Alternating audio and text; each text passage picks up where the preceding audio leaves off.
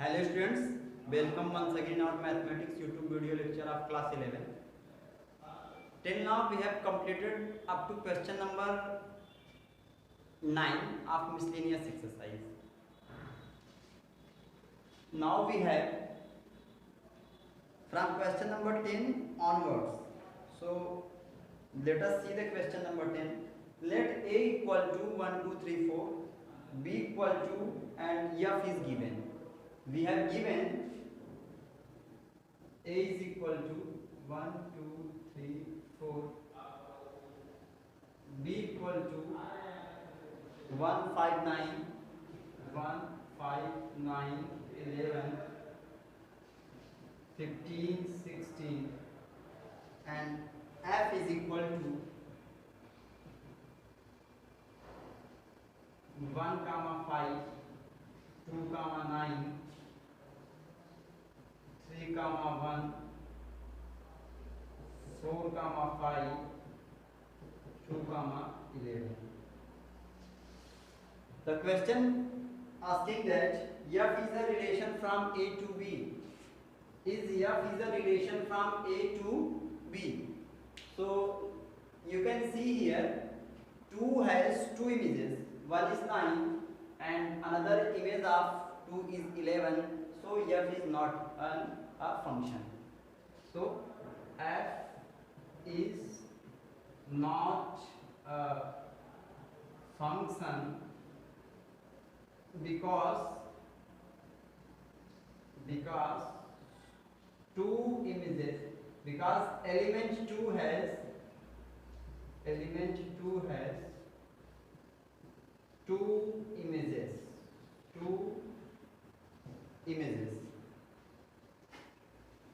Question number second, F is a function from A to B. Sorry, the first question says that F is a relation. Yes, F is a relation. So second and first, yes, F is a relation.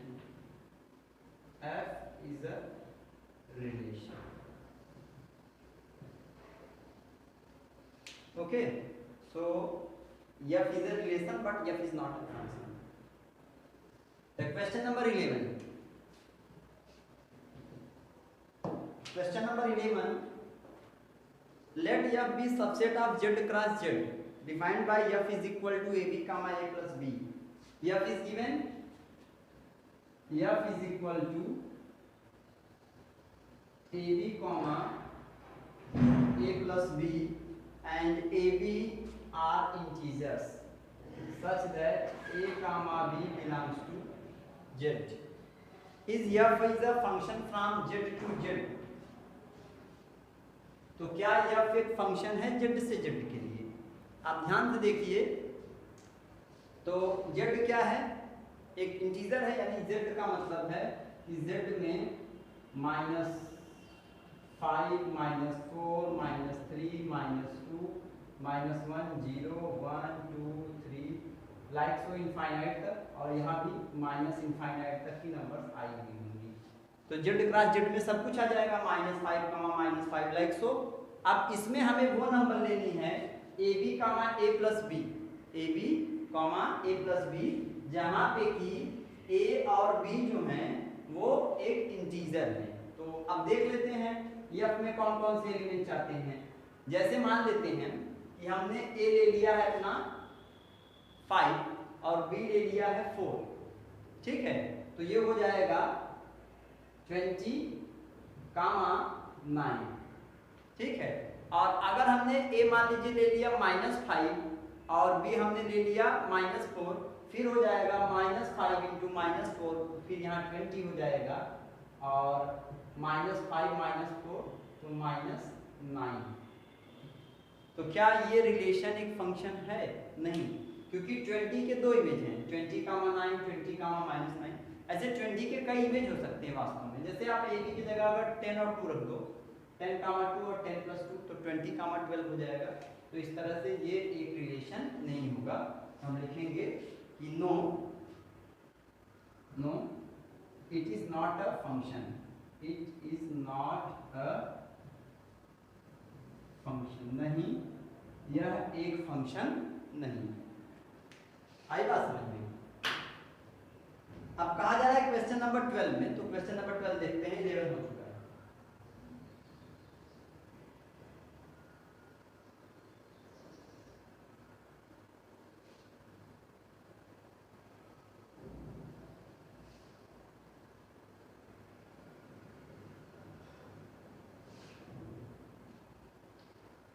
Late a is equal to 9, 10, 11, 12, 13।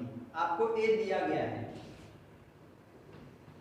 a is equal to 9, 10, 11, 12 and 13 और कहा जा रहा है f एक function है। f क्या है बेटा? एक फंक्शन है जो a से n पे है, a से n पे है, मतलब a यही रहेगा और n यानी नेचुरल नंबर हो जाएगा, डिफाइंड बाय।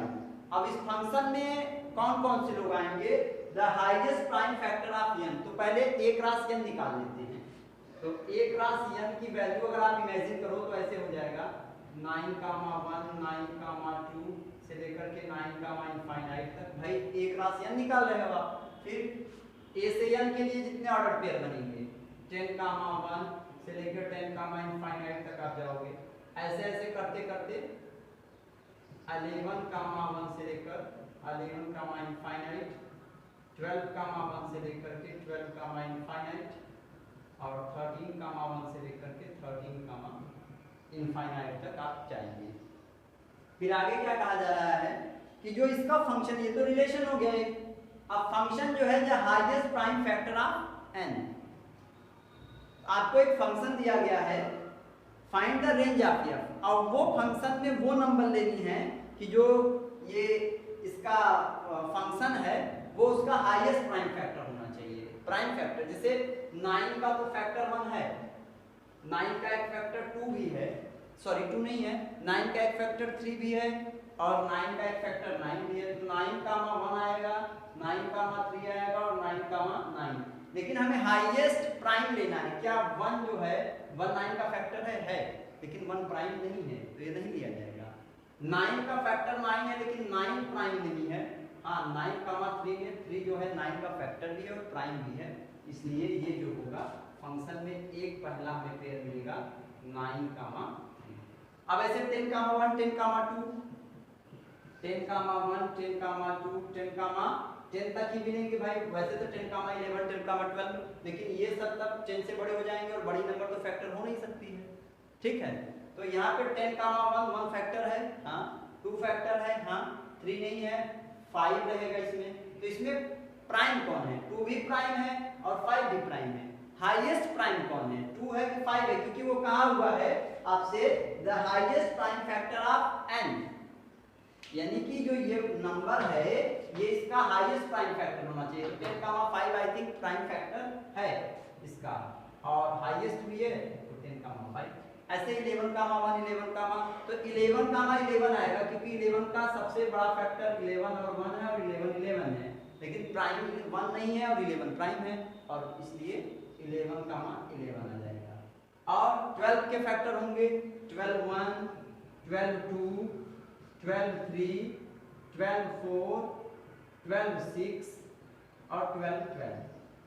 1 प्राइम नहीं है, छोड़ देंगे। 2 है प्राइम, 3 है प्राइम, 4 है, 4 नहीं है, 6 नहीं है और 12 नहीं है। अब 3 और 2 में हाईएस्ट कौन है? 3 है कि 2 है? 3, ये हो जाएगा 12, 3 और 13, 13 इसका प्राइम फैक्टर।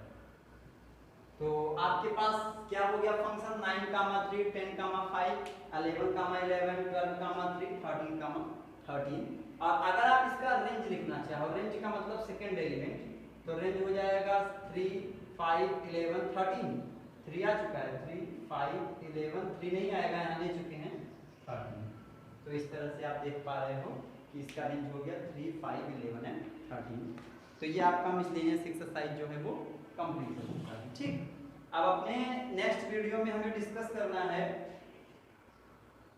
नेक्स्ट चैप्टर को, तो वो अपने नेक्स्ट वीडियो में हम डिस्कस करेंगे। लेकिन आप लोग अपना पूरा इतना कॉन्सेप्ट क्लियर रखिए और इसको डिफरेंट बुक से सॉल्व करके इसका कॉन्सेप्ट समझ लीजिए। Okay, thank you student.